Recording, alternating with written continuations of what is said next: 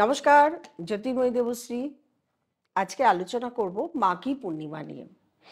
মাঘী পূর্ণিমা কবে, কোন দিন আমরা পালন করব, কিভাবে পালন করব এবং মাঘী পূর্ণিমা দিন কি কি করলে আমাদের জীবনে বা আপনার জীবনে সুখ, শান্তি, সমৃদ্ধি বজায় থাকবে।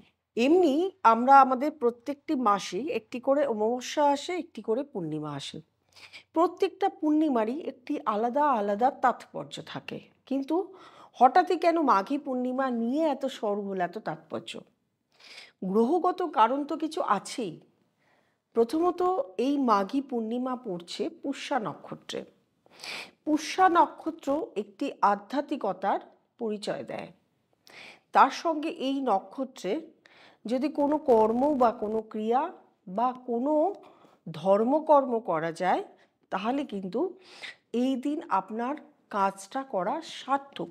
এইবার মাঘী পূর্ণিমার দিন শাহী স্নান পড়েছে কুম্ভে। এমনিতে তো কুম্ভ ১৪৪ বছর পরে একটি মহাকুম্ভ আমরা আয়োজন দেখছি এবং প্রচুর লোক গিয়ে স্নান করছেন, করেওছেন এবং হয়তো আরও যাবেন। কিন্তু আমাদের পশ্চিমবঙ্গেও কিন্তু ত্রিবেণী সঙ্গম আছে। যারা যেতে পারছেন না, অবশ্যই ত্রিবেণী সঙ্গমে গিয়ে স্নান করবেন। শুধু যে কুম্ভ পড়েছে বা মহাকুম্ভ পড়েছে তার জন্য স্নান নয়, মাঘী পূর্ণিমার জন্য একটা আলাদা স্নান। যে স্নান যদি আপনারা এই দিন গিয়ে গঙ্গায় যদি স্নান করেন, তাহলে আপনাদের অনেকটাই পাপক্ষয় হয়। এইবারে আমি আমার একটা কথা, এটা আমার একটা বক্তব্য, স্নান করলে কি পাপক্ষয় হয়? তা কিন্তু নয়। স্নান করা মানে আপনার অন্তরের যত খারাপ জিনিস সেটাকে ত্যাগ করে দেওয়া। সেই ত্যাগটাকে স্নানের সময় আপনাকে করতে হবে। আপনার অশুভ জিনিস, আপনার অশুভ মনোভাব, আপনার খারাপ মনোভাব, খারাপ মনোবৃত্তি, আপনার খারাপ কর্ম সমস্তগুলোকে ত্যাগ করে স্নানের সময় গঙ্গার কাছে সমস্ত কিছু ময়লাটাকে ধুয়ে পরিষ্কার মন নিয়ে আপনাকে স্নান করে উঠতে হবে। মাঘী পূর্ণিমায় শুধু স্নান নয়, মাঘী পূর্ণিমার দিন যদি আপনি গরিবদের যদি দান করেন বা আপনার গৃহে সেই দিন যদি কোনো লোক আসে তাকে যদি আপনি খাদ্য দেন, বস্ত্র দেন, বা আপনি যদি এই দিন মানে লোকদের নিমন্ত্রণ করে আপনি খাওয়াতেও পারেন, তবে আপনার বাড়িতে কখনোই যেন কোনো আমিষ খাবার না হয় এদিন। এই দিন আপনাকে নিরামিষ খাবার নিজেও খেতে হবে, অন্যকেও খাওয়াতে হবে। স্নান করার পরে আপনি আপনার মা বাবার উদ্দেশ্যেও কিন্তু জল দিতে পারেন এবং স্নান করে ওঠার পরে রবি গ্রহর পূজা অবশ্যই করবেন। রবি ঠাকুরকেও আপনি জল অর্ঘ্য দেবেন। স্নান করে যখন উঠছেন আপনি আপনি অবশ্যই, সে কুম্ভে যান বা ত্রিবেণীতে যান, যেখানেই যান, স্নান যে করছেন তার সঙ্গে সঙ্গে আপনাকে রবিকে অর্ঘ্য দিতে হবে। অর্ঘ্য দেওয়ার পরে আপনাকে আপনার স্নানটা পূর্ণ হবে। নাহলে কিন্তু আপনার মাঘী পূর্ণিমার যে কুম্ভে স্নান করছেন বা গঙ্গা স্নান করছেন, ত্রিবেণীতে স্নান করছেন, সেটা কিন্তু পূর্ণ হবে না।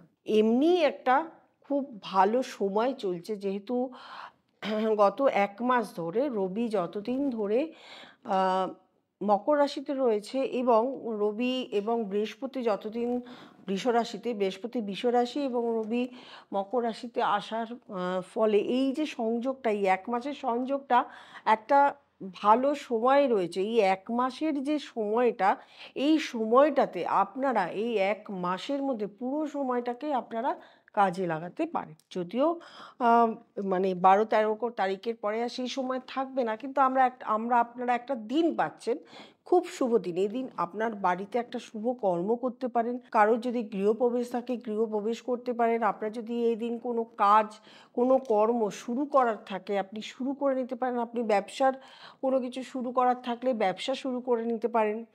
কারোর যদি বিয়ের কোনো এনগেজমেন্ট বা বিয়ের কথাবার্তা পাকা কথা থাকে সেটাও করে নিতে পারেন। যত শুভ কর্ম আপনি কিন্তু এই দিন মাঘী পূর্ণিমা দিন করে নিতে পারেন।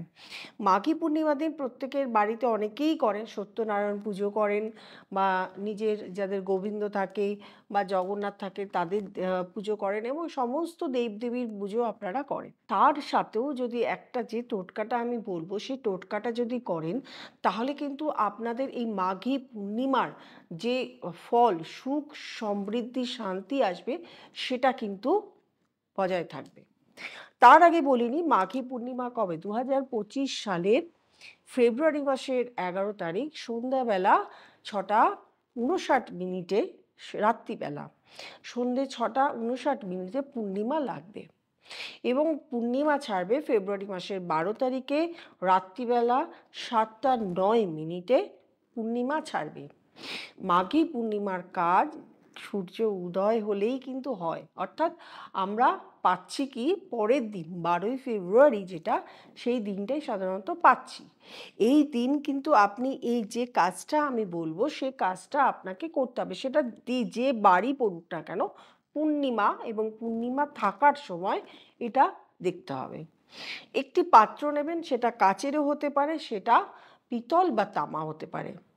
স্টিলের বাটি একদমই নয়, একটা ছোট পাত্র, সেটা ঠাকুরের, আপনি যে ঠাকুর দেন যে যে পাত্র, যে পাত্রে সিঁদুর রাখেন ঠাকুরের সিঁদুর, সেটাও হতে পারে, কিন্তু হতে হবে কাঁচ, না হলে পিতল, না হলে তামা।